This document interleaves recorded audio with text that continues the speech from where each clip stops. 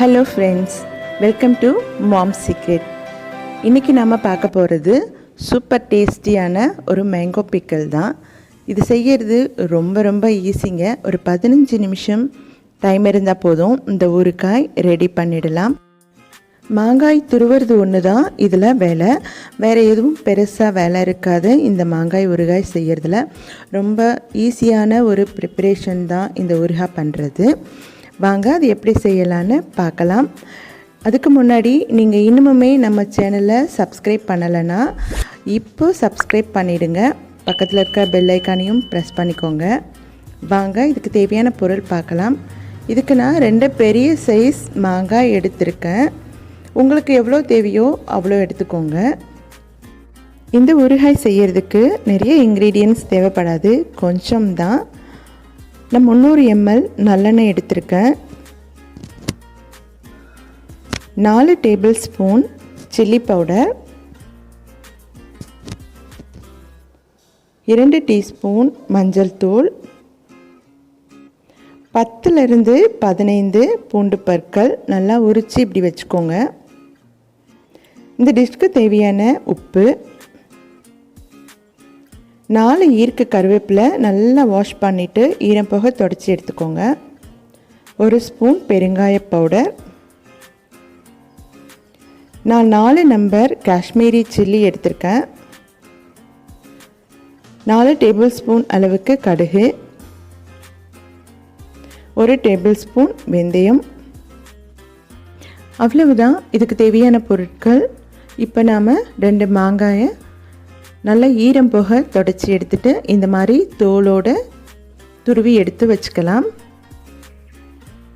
இப்போ ஒரு கடாயில் ஆயில் சேர்க்காம ட்ரை பேனில் 2 டேபிள் ஸ்பூன் அளவுக்கு கடுகு சேர்த்து நல்லா பொரிய விட்டுக்கலாம்.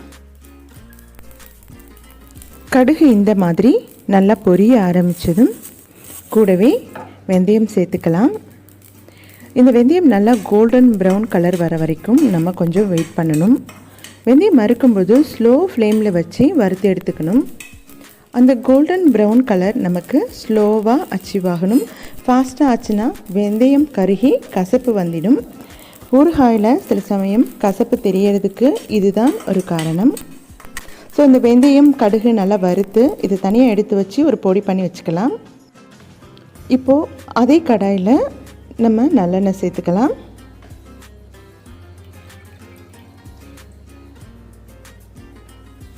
நல்லெண்ணெய் சேர்த்து எண்ணெய் சூடானதும் கடுகு சேர்த்து இப்படி நல்லா பொரியணும்.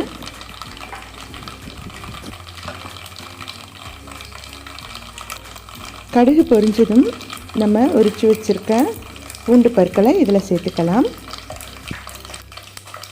பூண்டு கொஞ்சம் கலர் மாறினதும் காஷ்மீரி சில்லியையும் இதில் சேர்த்து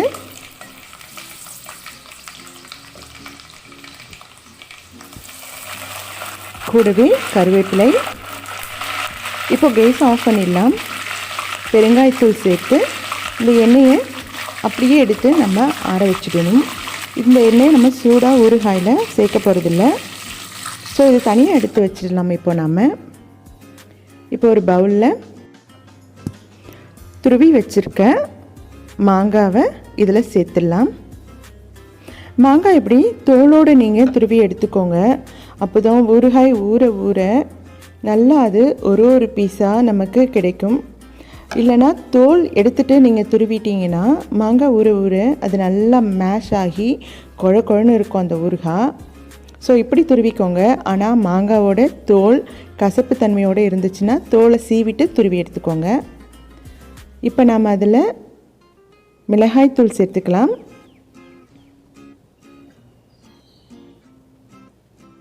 கூடவே மஞ்சள் தூள்,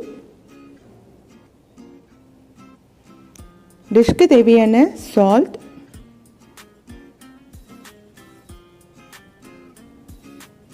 அப்புறம் நம்ம வறுத்து பொடிச்சு வச்சுருக்க கடுகு வெந்தயம் தூளையும் இதில் சேர்த்துக்கலாம். இப்போ இந்த மிக்ஸை ஒன்று போல் நல்லா ஒன்றா சேர்த்து கலந்து விட்டுக்கணும்.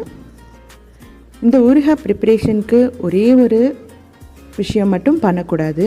ஒரு துளி தண்ணீர் கூட இதில் கலக்காமல் நீங்கள் பார்த்துக்கோங்க. இந்த பவுல்லேருந்து கரண்டியிலேருந்து எல்லாமே நல்லா ட்ரையாக இருக்கணும். நல்லா துணியால் துடைச்சிட்டு இந்த ஊறுகாய் ப்ரிப்பரேஷனை நீங்கள் ஆரம்பிங்க. அப்போ தான் ஊறுகாய் ரொம்ப நாளைக்கு கெடாமல் நல்லாயிருக்கும். தண்ணி சேர்த்திங்கன்னா போச்சு ஊறுகாய், அவ்வளோதான். ஃபங்கஸ் ஃபார்ம் ஆகி ஊறுகாய் ஸ்மெல் கெட்டு போயிடும். இப்போது இதில் நம்ம தாளித்து வச்சுருக்க பொருட்களையும் சேர்த்துக்கலாம். நான் எண்ணெய் கொஞ்சம் கூடுதலாகவே சேர்த்துருக்கேன். எண்ணெய் நீங்கள் கூடுதலாக சேர்க்கும்பொழுது இது சீக்கிரம் கெடாமையும் இருக்கும். இன்னொன்று நல்ல டேஸ்ட் கொடுக்கும். ஊறுகாய் ஊற ஊற நல்ல டேஸ்ட் வரும். எண்ணெய் கம்மியாக சேர்த்திங்கன்னா ட்ரை ஆகி ஒரு மாதிரி கெட்டியாக இருக்க மாதிரி இருக்கும். ஸோ இதுக்கு கூடுதல் எண்ணெய் சேர்க்குறதுல தப்பே இல்லை. இப்போ உங்கள் வீட்டுக்கு ஒரு கெஸ்ட்டு வராங்க, இன்ஸ்டண்ட்டாக உங்களுக்கு ஒரு ஊறுகாய் ரெடி பண்ணணும் அப்படின்னா இந்த ஊறுகாய் ஒரு நல்ல சாய்ஸாக இருக்கும். 15லேருந்து 20 நிமிஷம் இருந்தால் போதும் இந்த ஊறுகாய் ரெடி பண்ண. அப்புறம் இதை நீங்கள் ஒரு 1 மணி நேரம் அப்படியே ரெடி பண்ணி வச்சுட்டு அதுக்கப்புறம் யூஸ் பண்ணிக்கலாம். இந்த ஊறுகாவை நீங்கள் ஒரு 3 மாதம் வரைக்கும் ஃப்ரிட்ஜில் ஸ்டோர் பண்ணி யூஸ் பண்ணலாம். ஆனால் ஃப்ரிட்ஜிலேருந்து எடுக்கும் பொழுது ஒரு ட்ரை ஸ்பூன் யூஸ் பண்ணி எடுங்க. ஈரம் கொஞ்சம் கூட படாமல் பார்த்துக்கோங்க. இப்போ நம்ம இதை ஒரு பவுலில் ட்ரான்ஸ்ஃபர் பண்ணிக்கலாம். தயிர் சாதம், சாம்பார் சாதம், ரசம் சாதம், அப்புறம் இட்லி, தோசை, பூரி, சப்பாத்தி இது கூடலாம் ரொம்ப சூப்பராக போகும். ட்ரை பண்ணி பாருங்கள். நீங்களும் இந்த ஊறுகாவை செஞ்சு பார்த்துட்டு எப்படி இருக்குன்னு சொல்லுங்கள்.